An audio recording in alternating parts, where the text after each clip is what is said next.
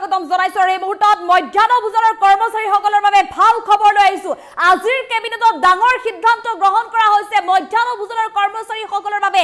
1 অক্টোবৰৰ পৰা তেওঁলোকৰ দৰমহা বৃদ্ধি পাব কিমান টকাকৈ দৰমহা বৃদ্ধি পাব সেই সন্দৰ্ভত জনাইছে আজি কেবিনেটৰ পিছতে মুখ্যমন্ত্ৰী ডক্টৰ হিমন্ত বিশ্ব শৰ্মাই লৈছে এই মুহূৰ্তত টাইম মিটাৰ দৰ্শকৰ বাবে বিগ ব্ৰেকিং মধ্যাহ্ন ভোজনৰ কৰ্মচাৰী এইবাৰ দৰমহা বাহিল প্ৰতিবাদ কৰিছিল কৰ্মচাৰীসকলে দৰমহা বৃদ্ধিৰ বাবে দাবী জনাইছিল চৰকাৰৰ ওচৰত অৱশেষত মুখ্যমন্ত্ৰী ডক্টৰ হিমন্ত বিশ্ব শৰ্মাই ডাঙৰ ঘোষণা কৰিছে ৰন্ধন কৰ্মচাৰীক লৈ মধ্যাহ্ন ভোজনৰ কৰ্মচাৰীৰ এইবাৰ দৰমহা বৃদ্ধি পালে 2000 টকালৈ বৃদ্ধি পালে মধ্যাহ্ন ভোজনৰ কৰ্মচাৰীৰ দৰমহা পূৰ্বতে 1000 টকা বৃদ্ধি পাইছিল কিন্তু এইবাৰ 1000 টকা দিয়া হৈছিল তেওঁলোকক কিন্তু এইবাৰ 2000 টকাকৈ দিয়া হ'ব কেবিনেট বৈঠকৰ অন্তত ৰাজ্যৰ মুখ্যমন্ত্ৰীয়ে কৰিলে ডাঙৰ ঘোষণা 1 অক্টোবৰৰ পৰা কাৰ্যকৰী হোৱাকৈ বৰ্ধিত হাৰত দৰমহা পাব এবাৰ মধ্যাহ্ন ভোজনৰ কৰ্মচাৰীসকলে ডাঙৰ খবৰ 108 কোটি টকা ব্যয় কৰিব এতিয়া মধ্যাহ্ন ভোজনৰ কৰ্মচাৰীসকলৰ বাবে চৰকাৰে মধ্যাহ্ন ভোজনৰ কৰ্মচাৰীক এবাৰ কেবিনেটত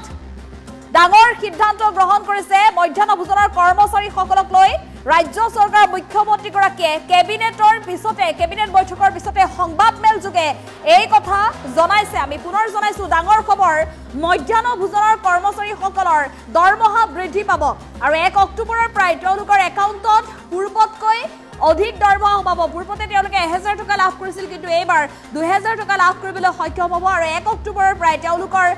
একাউণ্টত এই বৰ্ধিত হাৰত সোমাব দৰমহাৰ টকা তেওঁলোকৰ 1 অক্টোবৰৰ পৰা বৰ্ধিত হাৰত নতুনকৈ জমা হ'ব 1 অক্টোবৰৰ পৰা আৰু আজিৰ কেবিনেটত মধ্যাহ্ন ভোজনৰ কৰ্মচাৰীৰ সন্দৰ্ভত ডাঙৰ সিদ্ধান্ত গ্ৰহণ কৰিছে ৰাজ্য চৰকাৰে মুখ্যমন্ত্ৰী ডক্টৰ হিমন্ত বিশ্ব শৰ্মা ইতিমধ্যে কেবিনেট বৈঠকৰ অন্তত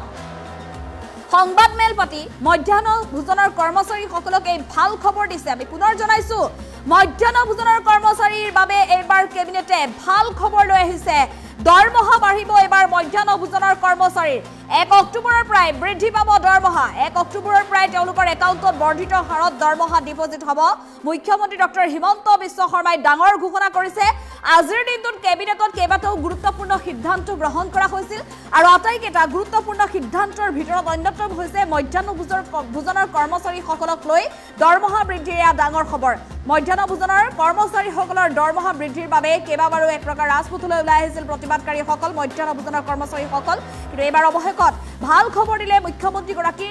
অসম চৰকাৰৰ ৰাজ্যিক কেবিনেটত আজি ডাঙৰ সিদ্ধান্ত গ্ৰহণ কৰিছে মধ্যাহ্ন ভোজনৰ কৰ্মচাৰীলৈ আজিৰ কেবিনেটে এটা ভাল খবৰ কঢ়িয়াই দিছে দৰমহা বাঢ়িব এইবাৰ মধ্যাহ্ন ভোজনৰ কৰ্মচাৰীৰ 1 অক্টোবৰৰ পৰা বৃদ্ধি পাব দৰমহা মুখ্যমন্ত্ৰী ডক্টৰ হিমন্ত বিশ্ব শৰ্মাই মধ্যাহ্ন ভোজনৰ কৰ্মচাৰীক লৈ এই সন্দৰ্ভত বৃহৎ ঘোষণা কৰিছে 2000 টকাকৈ তেওঁলোকৰ একাউণ্টত এবাৰ টকা জমা হ'ব প্ৰতি মাহৰ 2000 টকাকৈ তেওঁলোকে লাভ কৰিবলৈ সক্ষম হ'ব আৰু এই সন্দৰ্ভত মুখ্যমন্ত্ৰী ডক্টৰ হিমন্ত বিশ্ব শৰ্মাৰ মন্তব্য আছে মন্তব্য আগবঢ়াবলৈ চেষ্টা কৰিম মধ্যাহ্ন ভোজনৰ ৰান্ধনিয়ে কাৰোবাৰ যি ধৰণে নহওক কিয় পৰোচনাত পৰি কৈ থাকে যে অক্ষয় পাত্ৰ আহিব আমাৰ চাকৰি যাব আমি সকলোকে বাৰে বাৰে কৈ আছিলোঁ যে বিশেষকৈ কিছুমান বাওঁপন্থী ৰাজনৈতিক আদৰ্শৰ লোক এই ৰান্ধনিসকলৰ মাজত সোমাই যায় আৰু আন্দোলন কৰিবৰ কাৰণে বাইদেউসকলক লৈ আহে মই ডিব্ৰুগড়ৰ এখন মিটিঙত কৈছিলোঁ যে চাকৰি যোৱাটো কথাই নাই দুই এদিনতে তেওঁলোকৰ দৰমহা বাঢ়িব আজি কেবিনেটে তেওঁলোকে আজিৰ দিনত 1500কৈ টকা দৰমহা পায়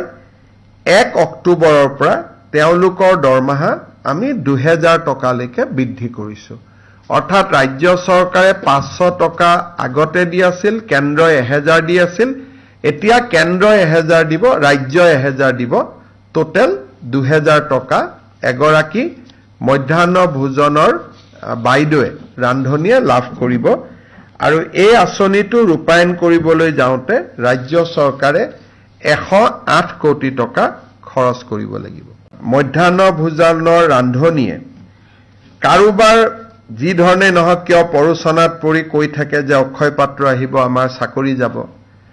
আমি সকলোকে বাৰে বাৰে কৈ আছিলোঁ যে বিশেষকৈ কিছুমান বাওঁপন্থী ৰাজনৈতিক আদৰ্শৰ লোক এই ৰান্ধনিসকলৰ মাজত সোমাই যায় আৰু আন্দোলন কৰিবৰ কাৰণে বাইদেউসকলক লৈ আহে মই ডিব্ৰুগড়ৰ এখন মিটিঙত কৈছিলোঁ যে চাকৰি যোৱাটো কথাই নাই দুই এদিনতে তেওঁলোকৰ দৰমহা বাঢ়িব আজি কেবিনেটে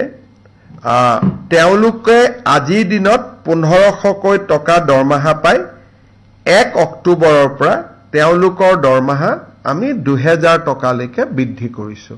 অৰ্থাৎ ৰাজ্য চৰকাৰে 500 টকা আগতে দি আছিল কেন্দ্ৰই 1000 দি আছিল এতিয়া কেন্দ্ৰই 1000 দিব ৰাজ্যই 1000 দিব টোটেল 2000 টকা এগৰাকী মধ্যাহ্ন ভোজনৰ বাইদেৱে ৰান্ধনীয়ে লাভ কৰিব আৰু এই আঁচনিটো ৰূপায়ণ কৰিবলৈ যাওঁতে ৰাজ্য চৰকাৰে 108 কোটি টকা খৰচ কৰিব লাগিব মধ্যাহ্ন ভোজনৰ ৰান্ধনীয়ে কাৰোবাৰ যি ধৰণে নহওক কিয় পৰোচনাত পৰি কৈ থাকে যে অক্ষয় পাত্ৰ আহিব আমাৰ চাকৰি যাব আমি সকলোকে বাৰে বাৰে কৈ আছিলো যে বিশেষকৈ কিছুমান বাওপন্থী ৰাজনৈতিক আদৰ্শৰ লোক এই ৰান্ধনীসকলৰ মাজত সোমাই যায় আৰু আন্দোলন কৰিবৰ কাৰণে বাইদেউসকলক লৈ আহে মই ডিব্ৰুগড়ৰ এখন মিটিঙত কৈছিলো যে চাকৰি যোৱাটো কথাই নাই দুই এদিনতে তেওঁলোকৰ দৰমহা বাঢ়িব আজি কেবিনেটে তেওঁলোকে আজিৰ দিনত 1500কৈ টকা দৰমহা পায় 1 অক্টোবৰৰ পৰা তেওঁলোকৰ দৰমহা আমি 2000 টকালৈকে বৃদ্ধি কৰিছো অৰ্থাৎ ৰাজ্য চৰকাৰে 500 টকা আগতে দি আছিল কেন্দ্ৰই 1000 দি আছিল এতিয়া কেন্দ্ৰই 1000 দিব ৰাজ্যই 1000 দিব টোটেল 2000 টকা এগৰাকী মধ্যাহ্ন ভোজনৰ বাইদেৱে ৰান্ধনীয়ে লাভ কৰিব আৰু এই আঁচনিটো ৰূপায়ণ কৰিবলৈ যাওঁতে ৰাজ্য চৰকাৰে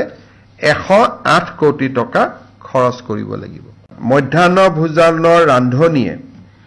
কাৰোবাৰ যি ধৰণে নহওক কিয় পৰোচনাত পৰি কৈ থাকে যে অক্ষয় পাত্ৰ আহিব আমাৰ চাকৰি যাব আমি সকলোকে বাৰে বাৰে কৈ আছিলো যে বিশেষকৈ কিছুমান বাও